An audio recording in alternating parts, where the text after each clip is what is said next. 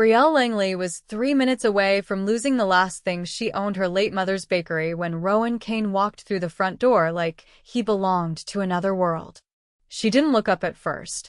She was too busy arguing with the bank's representative, her voice tight with panic. "You can't just take it. I just need a little more time.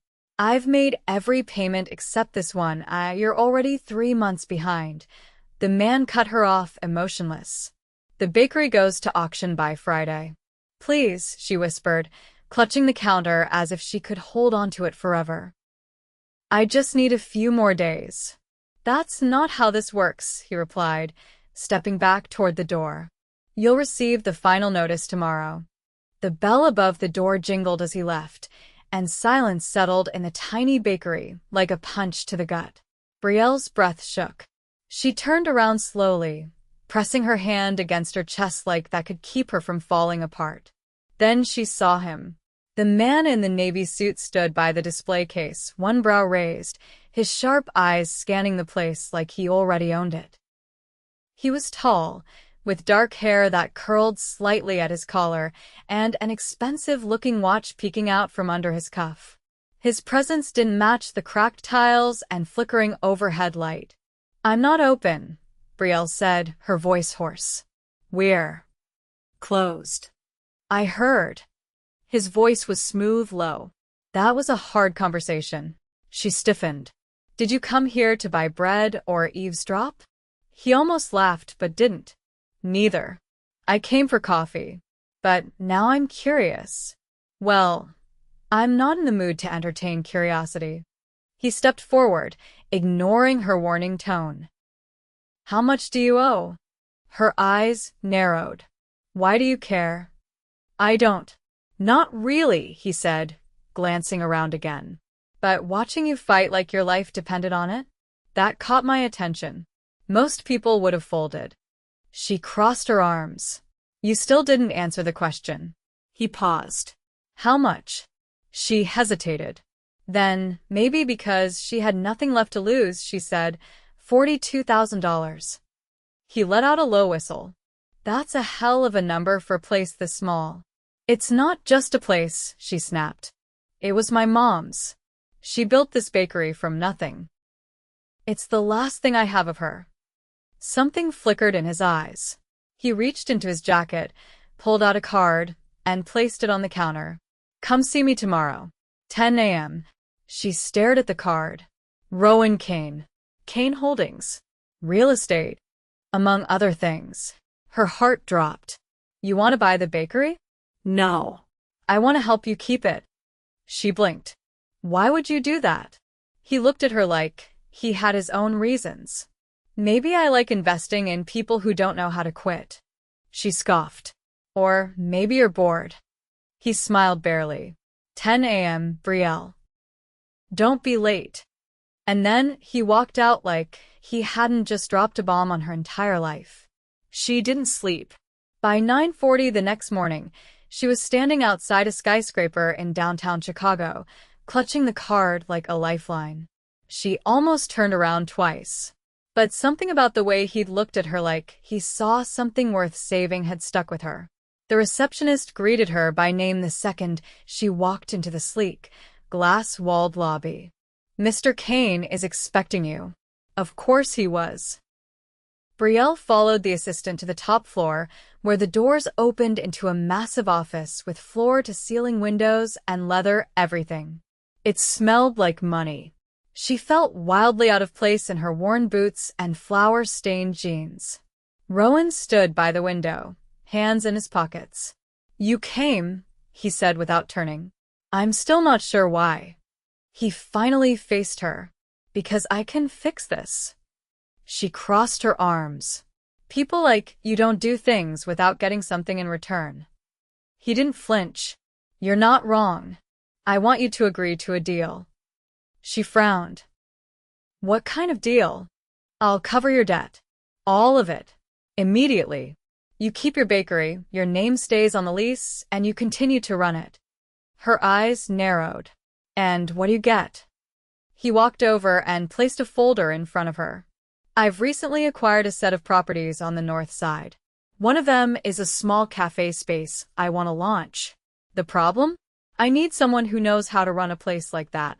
Someone who's not afraid of long hours, tight margins, and stubborn customers. She blinked. You want me to run it? I want you to own 49% of it, he replied. I'll fund the rest. Profits split after expenses. You'll run both locations. Your bakery and the new one. Her mouth opened, then closed again. I don't know anything about all that.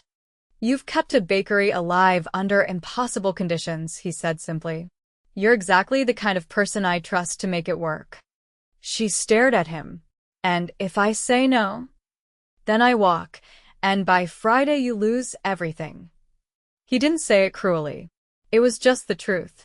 She took a deep breath. Why are you doing this?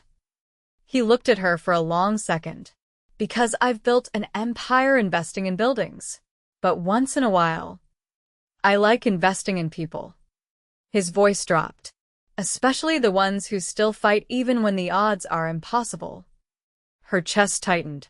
I need it in writing, she said finally. Already printed, he replied, sliding the paperwork toward her. She sat down and started reading. It was insane. Completely insane. But by the end of the week, she had a signed deal, a cleared debt, and a second set of keys to a new location. And a man she barely knew showing up at her bakery every morning, ordering coffee he didn't even drink, just to ask how she was doing. You don't have to keep checking on me, she told him one morning as she boxed a dozen pastries for a customer. I want to. She glanced up. Why? He leaned closer, not touching her, but close enough that she could smell his cologne clean, expensive, warm.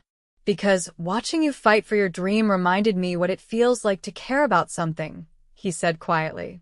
And just like that, her heart skipped. She didn't say anything. But she didn't look away either. The scent of cinnamon and almond filled the new cafe before the paint on the walls had even dried.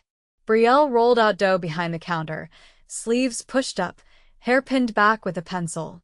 The early morning light filtered through the tall windows, catching on the soft flour dust that hung in the air like a blessing. Rowan stood in the doorway, not saying anything. He hadn't made an announcement or cleared his throat, he never did. He just showed up, always dressed too sharply for a place that still had tape on the baseboards and boxes stacked in corners. You're early, Brielle said without looking up. So are you. I own 49% of this place. I don't have the luxury of being late. His footsteps crossed the room slowly. And here I was assuming you were just thrilled to see me. Thrilled isn't the word I'd use, she muttered, but there was a flicker of something behind her voice that betrayed her. What are you doing here, Rowan? You've got a dozen businesses that actually make money. He picked up a ceramic mug from the shelf and turned it in his hands. I made time. You're not a man who makes time. You carve it out of stone. He glanced up at her then. You've been asking around about me. I like to know who I'm in business with. Find anything you didn't like? She didn't answer right away. Instead, she pressed the edge of her palm into the dough, cutting it with clean precision. You've never stayed involved in any venture longer than 6 months. You buy, you flip, you move on. He stepped closer to the counter. And yet, here I am. Why? His jaw tightened. He didn't answer immediately. When he did, his voice was quieter. Because this doesn't feel like flipping. It feels like building. Her hands stilled over the dough. Before she could respond, the front door opened and a woman with high cheekbones and a tight bun stepped in, clipboard in hand. She didn't look like someone who came for pastries. Rowan, she said crisply, you missed your call with Madrid. I'll handle it later. The woman's eyes flicked toward Brielle. This is your priority now. Rowan didn't flinch. Yes. Without waiting for a reply, he turned back to Brielle. Come with me this afternoon. She blinked. Where? There's something I want you to see. I have things to do. I'm not asking you to abandon your post. Just trust me. The woman at the door looked like she wanted to protest again, but Rowan waved her off with a look that said the conversation was over. By 3 that afternoon, Brielle was sitting in the passenger seat of his obsidian black Mercedes, watching the city blur past. She didn't ask where they were going. She figured if he wanted her to know, he'd tell her. Instead, she watched the way his hand rested loosely on the wheel, how he never seemed rushed but always in control. He pulled into a quiet tree-lined street, nothing like the bustling avenues she was used to. The houses here didn't look real. They looked like they belonged in coffee table books, glass, steel, and wood carved into modern castles. He parked in front of one with wide steps and a sweeping driveway. "This is yours?" she asked, eyebrows raised. He nodded once, then stepped out of the car and walked to open her door himself. "You brought me to your house?" He led her inside without answering. The entryway opened into a space filled with soft light and clean lines. Art lined the walls, no prints. All originals. Everything was expensive, but understated. Not a single thing looked like it had been bought for show.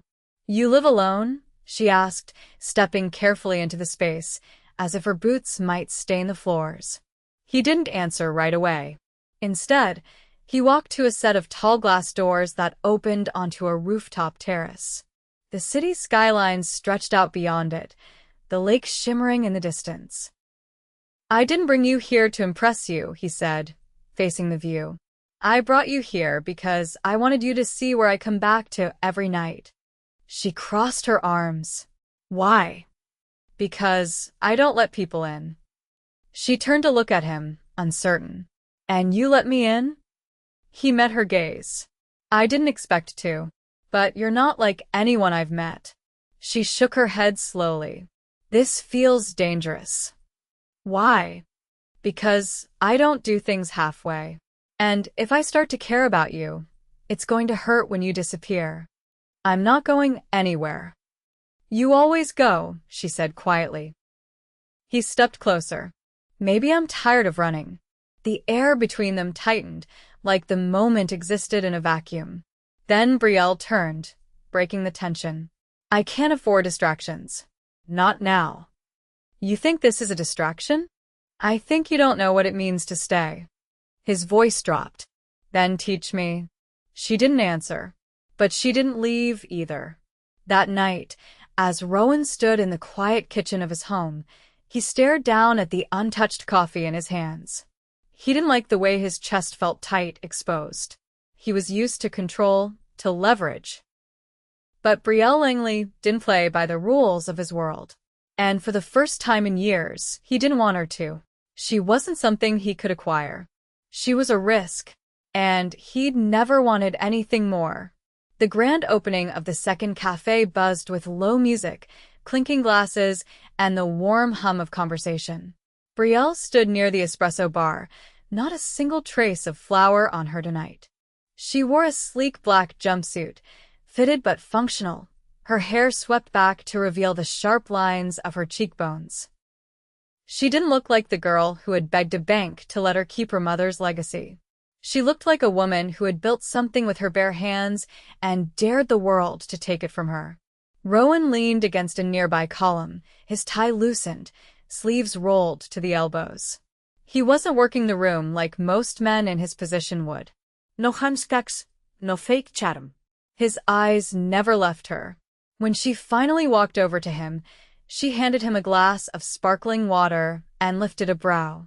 "You're not drinking?" "I'm observing." "Should I be worried?" He angled his head slightly. "You don't trust me yet." "I'm not sure I trust myself when you're around," she said, her tone light but her eyes steady. "I keep catching myself looking for you in rooms I know you're not in. You could just invite me in." "It's not that simple." "Then make it complicated with me." A slow breath escaped her lips, and she looked past him to the entrance, where a man in a navy blazer had just walked in. Her entire posture shifted, shoulders tight, chin lifted in defense. Rowan noticed immediately. "Who is that?" "My uncle," she said, her tone clipped. "He's the one who sold the bakery's lease behind my back after my mom passed. Claimed it was for my own good." Rowan's jaw flexed. You never mentioned family. That's because I stopped calling him family a long time ago.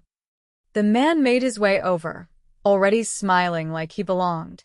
Brielle, he said, arms spreading wide. Look at this. You did all of this on your own? She didn't return the gesture. Why are you here, David? I heard you were making waves. Thought I'd see for myself. You want something. I want to congratulate you, he said, his voice oily. Then his eyes flicked toward Rowan. And maybe get introduced to your new business partner. Rowan didn't offer a handshake. We've met. At the lease auction. David's expression faltered for a second before recovering. Ah, right. The man with the checkbook. Brielle's tone sharpened. The man who saved what you tried to destroy. David laughed awkwardly. Let's not rewrite history. I did what I thought was best. You were drowning. I was grieving, she shot back. There's a difference. The tension snapped like a pulled wire. Guests nearby turned discreetly away, pretending not to notice. Rowan stepped forward, his voice calm but cold. If you're here to make amends, do it properly. If you're here to gloat, you should leave. David held up his hands. All right. I just thought maybe we could revisit the lease on the building. Now that there's a second location, it might be time to… No, Brielle said simply. We're not revisiting anything. I have connections, David said quickly. Investors. I could triple your reach in 6 months. Rowan's tone didn't rise, but it carried weight. She doesn't need your shortcuts. David's eyes narrowed. And I suppose she needs yours? She needs space to build what you tried to take. And she has it now. David stared at him, then at Brielle, his smile gone. This isn't over. Rowan stepped slightly in front of her, blocking David's view. Yes, it is. David left without another word. Brielle exhaled slowly. You didn't have to do that. I wanted to. I'm not used to anyone standing up for me. You shouldn't have to be. She studied him, something unreadable flickering behind her eyes. You didn't ask me why I never fought harder against David. Why I let him take it. I figured you'd tell me when you were ready. That night he sold the lease. I was sitting in a hospital hallway, holding my mother's wedding ring in one hand and a bag of her clothes in the other. I didn't even know it had happened until 2 days later. Rowan's face shifted, the hardness in his jaw melting into something quieter. You were mourning. He took advantage. I think part of me believed I deserved to lose it. Like maybe if I had been stronger, she wouldn't have had to work herself to death. You didn't fail her. I know that now, but it's taken time. He reached into his jacket pocket and pulled out a small velvet box, not flashy, not dramatic, just simple and deliberate. He opened it, revealing a key. Brielle stared at it. What's that?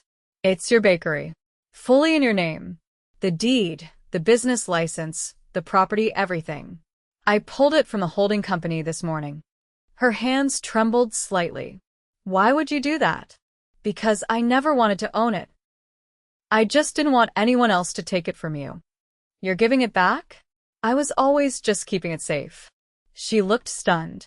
You didn't even tell me you were doing this. I didn't want thanks. I just wanted to see your face when you realized it's yours again. She didn't cry. She didn't speak. She just reached out and took the key, cradling it like something sacred. Then, quietly, you keep doing these things that make it impossible for me to keep my distance. That's kind of the point. I'm scared. I am too. They stood there, the rest of the room fading around them. Music played. Laughter echoed. But for a moment, the only sound that mattered was the quiet beat of trust growing between them. And neither of them moved away. Rain streaked the windows of the penthouse like silver threads unraveling over glass. Brielle leaned against the edge of the marble island in Rowan's kitchen, her fingers wrapped around a cup of tea that had long gone cold. She hadn't planned to stay this late, but the world outside had turned to water and wind, and Rowan had simply said, "You're not going out in that. like it was the most natural thing in the world. He stood across the room, barefoot, no jacket or tie, the top buttons of his shirt undone. The edge he usually carried in public had softened here, in the quiet. No boardrooms. No negotiating. Just two people standing on the edge of something neither of them had named yet. I heard back from the development board, he said, finally breaking the silence. Brielle looked up. About the zoning? They approved it. You're clear to expand the south kitchen. We can double your capacity. Her lips parted. You handled that already? I didn't want it hanging over you. I was going to take care of it myself. I know, he said. But sometimes it's okay to let someone else carry the weight for a while. She set the cup down gently. You keep doing this, catching things before they fall. I've spent most of my life trying to control outcomes. This is the first time I've cared about one that isn't mine. You say that like it's a warning. It is. I'm not asking for anything from you. But I can't pretend this is just business anymore. She crossed the room slowly, standing just a breath away from him. I don't want you to pretend. I never thought I'd be the man who... He trailed off, searching for the right word. Who didn't walk away. You don't have to be anything other than who you are. I already see you.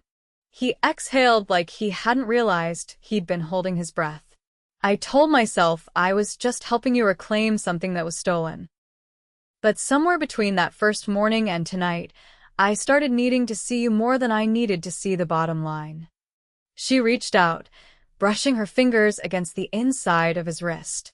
I've spent so long building walls that I forgot what it feels like when someone doesn't try to climb them, but walks beside them instead.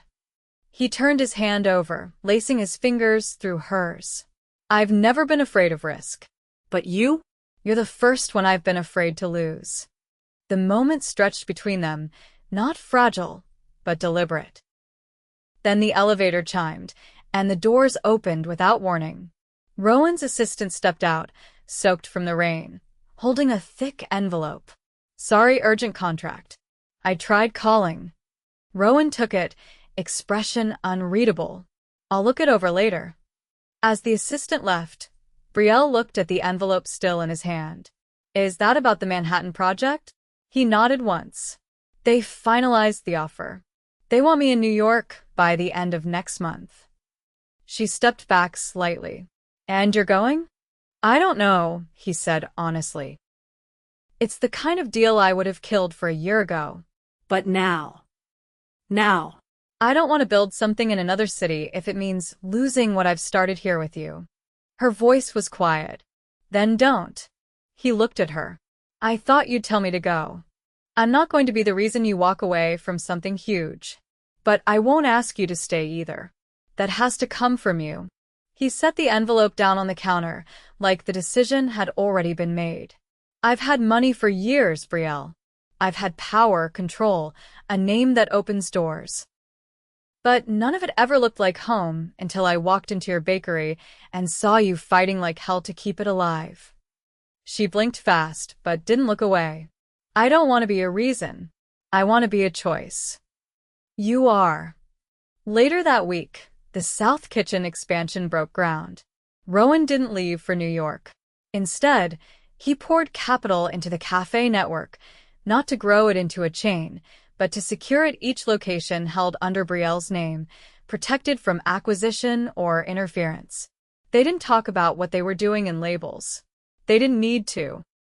One evening, after closing, Brielle found him in the back room of the original bakery, sitting on the floor with his sleeves rolled up, helping sort inventory. She leaned in the doorway. You know you don't have to do that. I like being here. She knelt beside him, brushing flour off a box lid. You used to live at the top of the world. Now you're covered in cinnamon dust. I've never been happier. She smiled, then reached into her pocket and pulled out a small envelope. I have something for you. He opened it slowly. Inside was a deed transfer. She had listed him as co-owner equal partner. He stared at it. You don't have to do this. I want to, she said. Because you didn't just give me back my mother's legacy. You helped me create something new, and I don't want to do any of it without you." His throat worked around words he hadn't prepared. Then he pulled her to him, gently but without hesitation, and held her against his chest like he'd been waiting years to do it. Outside, the city moved on. But inside, something had finally settled. He had rescued her from a debt that nearly broke her, thinking he was saving a business. He never expected to lose his heart in return, and he never wanted it back. The autumn gala at the Chicago Art Conservatory was a swirl of silk gowns, clinking champagne flutes, and the low thrum of a string quartet echoing through the glass-domed atrium. Brielle adjusted the strap of her emerald dress, her reflection flickering in the gilded mirror near the entrance. She still wasn't used to nights like this, events where the air smelled of money and legacy, but then again, she wasn't the same woman who had once begged a banker for one more week. Rowan appeared behind her in the mirror, fastening a cufflink with practiced ease. "Nervous?" "No," she said, turning to face him. "But I'm pretty sure half this room thinks I'm here to refill their wine." "Then let's give them something to talk about." He offered his arm, and as she slipped her hand into the crook of his elbow, she felt a quiet certainty settle in her chest. This wasn't performance. This was presence. They moved through the crowd together, paused for a brief word with the chair of the conservatory board, then drifted toward the open veranda, where lanterns cast warm light across the marble terrace. Brielle turned her face into the breeze, closing her eyes for a moment. "I used to walk past this building on my way to school," she said. "I never thought I'd step inside, let alone attend a gala here." Rowan leaned against the balustrade beside her. "You've earned every step. I didn't do it alone. No one does anything worth remembering alone." She glanced at him. "You sound like someone who's been remembering a lot lately." "I have," he said. "Especially what I used to think success looked like." And now, he looked at her, and for once, his expression held no armor. "Now, it looks like building something that matters with someone who doesn't care how many zeros are behind my name." A waiter passed with a velvet-covered tray. Rowan reached out and took a small black box resting on it, one he had placed there himself earlier that evening. He turned to Brielle and handed it to her without a word. She opened it slowly, the lid revealing a delicate gold necklace. At the center, a tiny pendant shaped like a key. Not flashy, not dripping in diamonds, just intentional. Her breath caught. "Is this?" "It's the key to the third location," he said softly. "On Belmont Avenue. It's yours. No co-ownership. No contracts. Just a gift." Her hand trembled slightly as she touched the charm. "You didn't tell me you were even looking for another space yet." "I wasn't. Until I realized I didn't want to stop watching you grow." She looked up at him, eyes shining. "You keep giving me more than I ever thought to ask for. I'm not giving you anything you didn't already earn." She blinked back tears, then reached up and fastened the necklace around her neck. "You know what's funny?" "What?" "I used to think people like you lived in a different world, one I didn't belong to. But now it's like you brought that world to mine." "You didn't need me to do that," he said. "You were already building your own." He stepped closer, brushing a strand of hair behind her ear. "I just finally found the courage to be part of it." A voice called from inside, announcing the start of the evening's main donation speech. Brielle looked toward the doors, then back at Rowan. "You go," she said. "You're listed as one of the head sponsors." "I'd rather be here." She shook her head, smiling. "No." "I want them to see who you really are. Not the man with the portfolio. The man who shows up." He hesitated, then pressed his lips to her forehead. "I'll be back." She watched him disappear into the crowd, and for the first time in her life, she didn't feel like the outsider looking in. Later that night, after the gala had ended and the city had quieted to a hum, Rowan pulled the car into the alley behind the original bakery.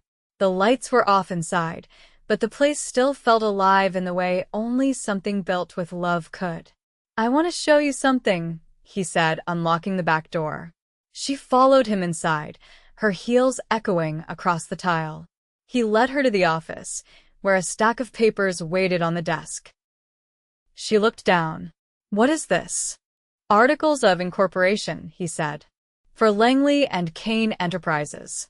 Equal partners. Full rights. No exit clauses."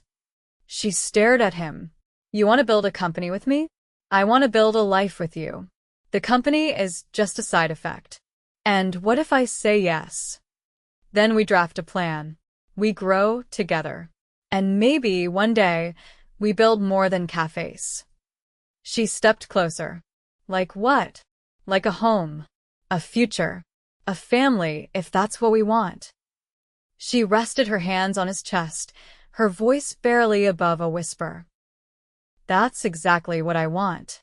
Then she kissed him, not with hesitation or uncertainty, but with the kind of conviction that comes from knowing you've finally found the place you were always meant to be. Months passed.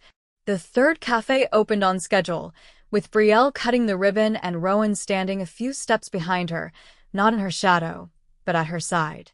They traveled Paris, Santorini, Kyoto, always returning home with new recipes and stories. They built a foundation not just of business, but of trust. On a spring morning, as the sun spilled across the hardwood floor of their shared apartment above the Belmont location, Rowan knelt in the quiet kitchen, holding a ring he had designed himself, simple, elegant, and forged from the gold of his mother's wedding band. "I never thought I'd get this right," he said, voice thick. "You didn't have to," Brielle said, tears slipping down her cheeks. "You just had to find me." And he had. They married in the garden behind the bakery, under strings of lights and the scent of warm vanilla in the air. No press. No pageantry. Just family, friends, and the people who had walked beside them through every imperfect, beautiful step. Their life was never ordinary. It was real. Full. Shared. Rowan never returned to New York. He never had to. He had already found everything worth fighting for. And this time he stayed.